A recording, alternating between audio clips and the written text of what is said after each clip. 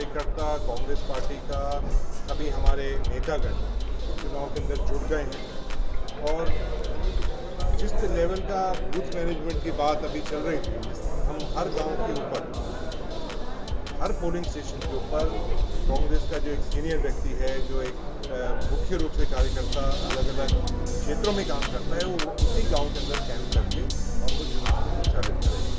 और ख़ासतौर से मैं आपको ये भी कहना चाहूँगा कि माननीय जुबेर खान जी का एक जो प्रेम रहा है उस क्षेत्र से, यहाँ तक कि भारतीय जनता पार्टी के कोई नेता भी हो उस गाँव का, कोई उनका व्यक्ति भी हो, उनका वोटर भी हो, इसके बारे में भी जुबेर खान जी के बारे में पूछते हैं तो वो हरदम ये कहता है कि ये बहुत अच्छा है।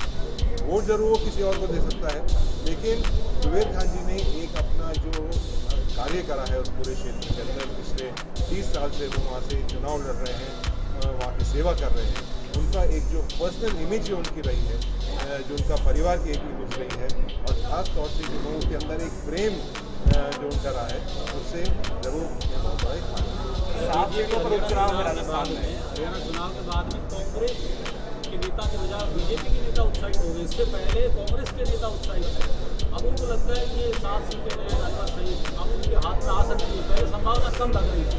देखिए, एक भी सीट नहीं आने वाली है राजस्थान के अंदर। पूर्व में भी जो चुनाव हुए थे वो तो हरियाणा से पहले हुए थे और उस समय भी कांग्रेस ने सीटें जीती हैं, और आगे भी जिस तरह की यहाँ सरकार चल रही है, 10 महीने में ऐसा लग रहा है कि सरकार का जो एक तरह से उल्टी गिनती शुरू हो चुकी है। इस 10 महीने की सरकार हर मुद्दे के ऊपर फेल हो चुकी है, हर वादे पर मुकर गई है, और जिस तरह का शासन चल रहा है, प्रशासन चल रहा है, वो आप सबों के सामने है।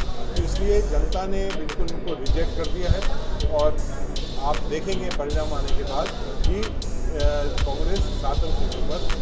हरियाणा में कौन सी सीटों का नुकसान हुआ था, क्या लगता है हरियाणा चुनाव में? देखिए, हरियाणा चुनाव के अंदर बहुत सारी ऐसे मामले सामने आए हैं, उसके ऊपर जांच हो रही है। अखिल भारतीय कांग्रेस कमेटी ने एक उसकी टीम भी बनाई है, और सभी जो प्रत्याशी हैं उनसे हम डेटा इकट्ठा कर रहे हैं। ये बात बिल्कुल सही है, जहाँ जूली जी ने जो अभी फरमा रहे थे, आप सब भी अपना मोबाइल रात को आप चार्ज करें और दिन भर उस मोबाइल को आप इस्तेमाल करें तो उसकी बैटरी कम हो जाएगी। फिर उस मोबाइल को आप बंद करके 5 दिन बाद उस मोबाइल को खोलेंगे तो और बैटरी डाउन हो जाएगी। तो कोई मोबाइल की बैटरी, जो मशीनों की बैटरी है, कहीं तो 50% आ रही है, कहीं 70% आ रही है, और कहीं 90% आ रही है। इसका जवाब इलेक्शन कमीशन को देना पड़ेगा।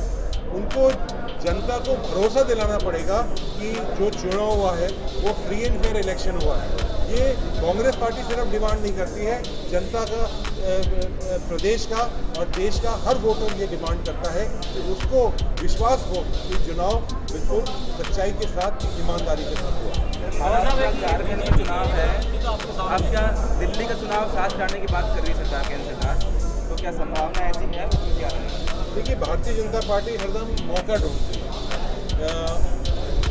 बहुत सारे ऐसे क्षेत्र हैं जहाँ से मैं भी प्रभारी हूँ, जैसे मध्य प्रदेश, वहाँ 8 चुनाव होने थे, वहाँ 2 पहले करा दिया, 1 बाद में करवा दिया। अब जो आगे आने वाला है उसमें देखते हैं कब वो चुनाव करेंगे। तो ये सेलेक्टिवली इस्तेमाल करती है इलेक्शन कमीशन जो है, वो इनका भारतीय जनता पार्टी के कार्यकर्ता के रूप में काम करती है। जब मर्जी है, जब चुनाव कराती है, जो वो वहाँ से ऊपर से डेट देते हैं, वो डेट पर वो चुनाव होता है। जिस डेट के अंदर वो काउंटिंग होती है, उस डेट पर वो काउंटिंग होती है। तो इसके ऊपर एक तरह से विश्वास उठ रहा है, जनता का विश्वास उठ रहा है, कांग्रेस पार्टी का तो उठ चुका ही है। रामगढ़ में जो कांग्रेस के प्रत्याशी जीत होंगे, बीजेपी ने तो ये मान लिया कि जुबेर जी के बेटे जो हैं उनको ये रणनीति बनाने में आसानी होगी, क्या इसका फायदा मिल सकता है?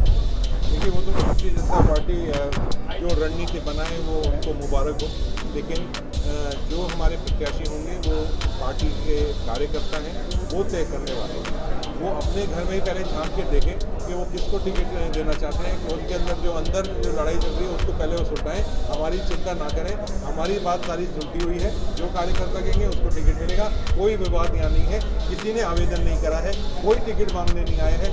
जो हाईकमांड जिसको टिकट देगा वो चुनाव लड़ेगा। आपको इस बात का डर है, जो ने कहा कि चुनाव के दौरान ऐसे आसन लाए जा सकते हैं जिनकी वजह से वोटों का पोलराइज किया जा सकता है? देखिए, भारतीय जनता पार्टी का ये एक सिस्टम बन चुका है, ये चुनाव लड़ने की इनकी रणनीति बन चुकी है कि आपसी में झगड़ा, जाति के नाम पर, बिरादरी के नाम पर, धर्म के नाम पर, क्षेत्रवाद के नाम पर लोगों को बिठाइए, झगड़ा करवाइए।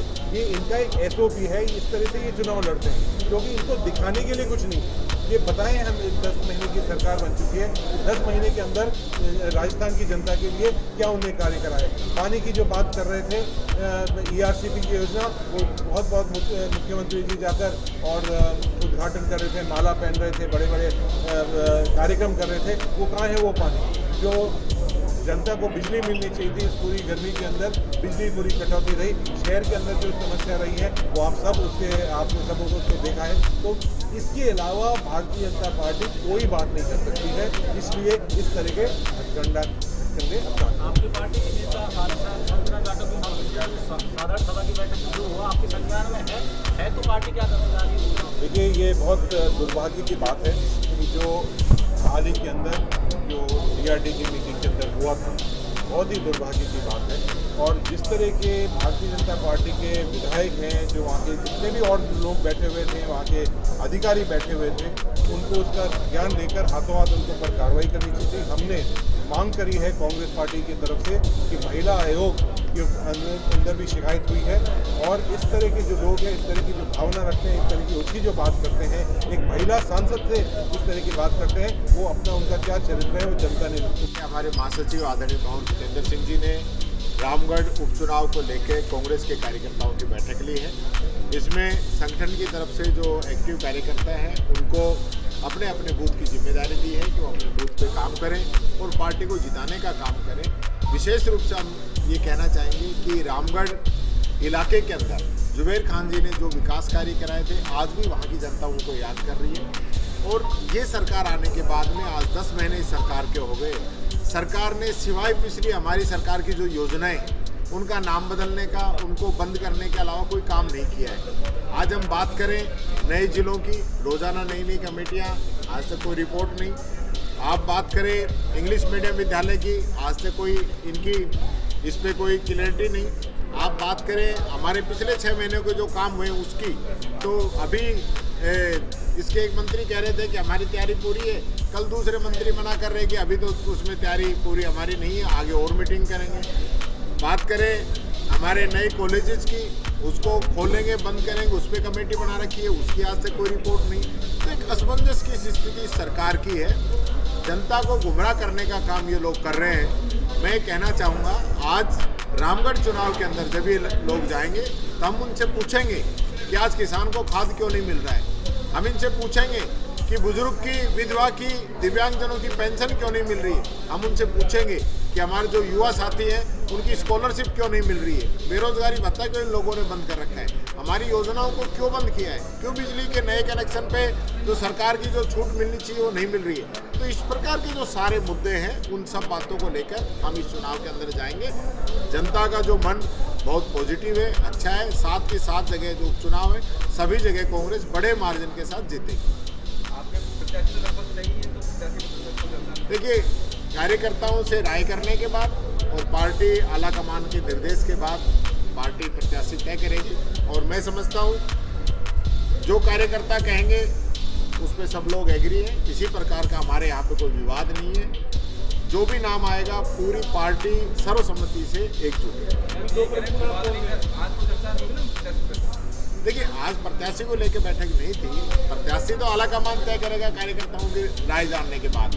पर मैं समझता हूँ हमारे यहाँ पे किसी भी प्रकार का कोई टकराव, कोई विवाद की स्थिति नहीं है।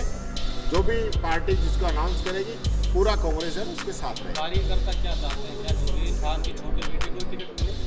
कार्यकर्ता जो चाहेंगे वही, जो कार्यकर्ता चाहेंगे वही। नहीं चाह रहे कार्यकर्ता? अब ये तो आप कह रहे हैं, कार्यकर्ता ये चाह रहे दिया होगा। पिछली बार तो त्रिकोणीय मुकाबला था जिसका फायदा कांग्रेस को मिला था।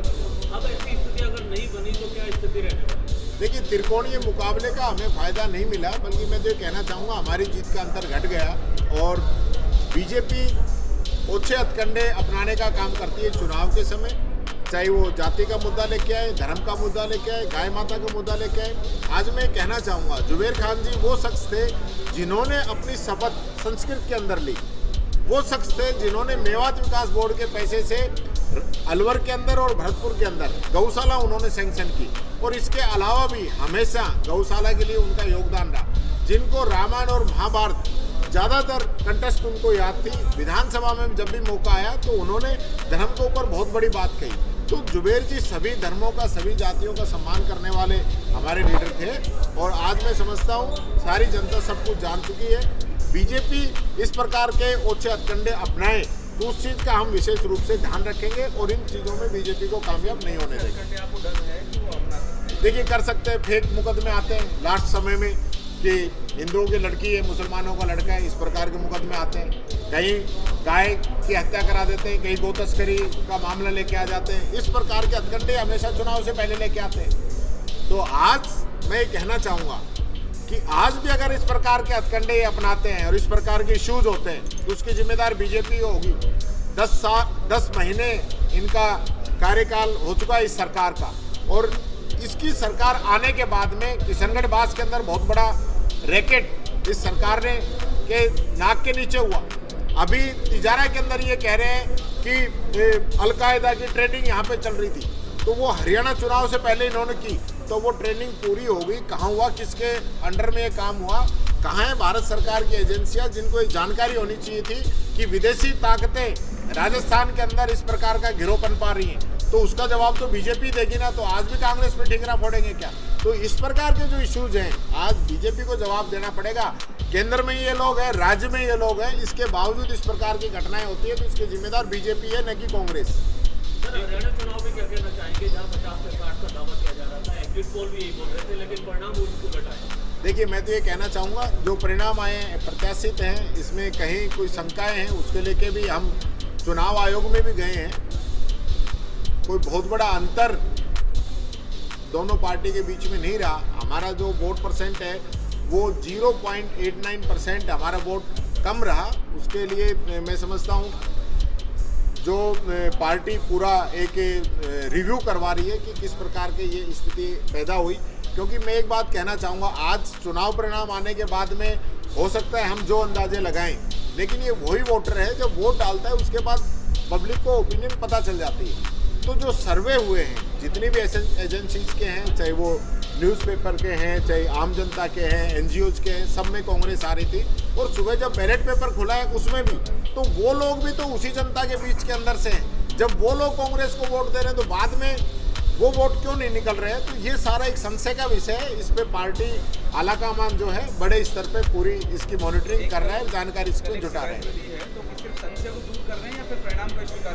देखिए, मैं जहाँ तक समझता हूँ 99% चार्जिंग एक ईवीएम की रहना वो कहीं ना कहीं शंका और संशय पैदा करती है कि जब ईवीएम पूरे दिन चलती है और उसके बावजूद भी अगर उसमें 1% की बैटरी खर्च हो रही है तो क्या कारण है ऐसा?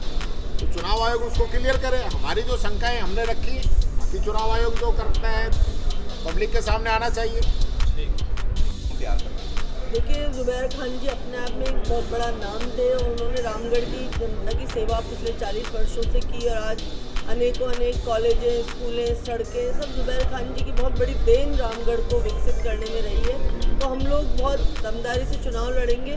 कांग्रेस पार्टी अपनी पूरी रीति नीति से चुनाव लड़ेगी, पूरे बूथ पे चुनाव लड़ेंगे। हमारा बूथ मैनेजमेंट बहुत अच्छा रहेगा और मैं आप लोगों को आज हम पहली बार आप लोगों से इस चुनाव को लेके पीसी कर रहे हैं। मैं उम्मीद रखूंगी कि जीत के बाद भी आप लोग हमारे साथ रहेंगे और हम इसी तरह से पीसी करके एक बहुत ही अच्छी जीत का परिणाम आप लोगों को देंगे। तो कई बार ऐसा होता है हरियाणा में हुआ, बाद में पता लगता है भाजपा का मैनेजमेंट ज़्यादा अच्छा रह गया। देखिए, भाजपा के पास कोई मैनेजमेंट नहीं, उनके पास सिर्फ हथकंडे हैं। ये पर्ची सरकार की पोल राजस्थान की जनता के सामने खुल चुकी है। न सिर्फ रामगढ़, मैं समझती हूँ 7 विधानसभा के जो उपचुनाव हैं वो कांग्रेस पार्टी बहुत भारी बहुमत से जीतेगी। आपके प्रत्याशी को सिंपैथी का वोट भी मिलेगा? देखिए, सिंपैथी की बात ही नहीं है। काम के नाम पर हम लोग वोट मांगना चाह रहे हैं, सिंपैथी की बात नहीं कर रहे हो। प्रत्याशी अभी हमारा तय नहीं है। हमारे आला कमान अभी प्रत्याशी किसको बनाते हैं उसके ऊपर डिपेंड है, लेकिन कांग्रेस का एक कार्यकर्ता अपने आप में अपना प्रत्याशी है और एक कार्यकर्ता अपना प्रत्याशी बन के चुनाव लड़ेगा। Subscribe now and press the bell icon. Never miss an update.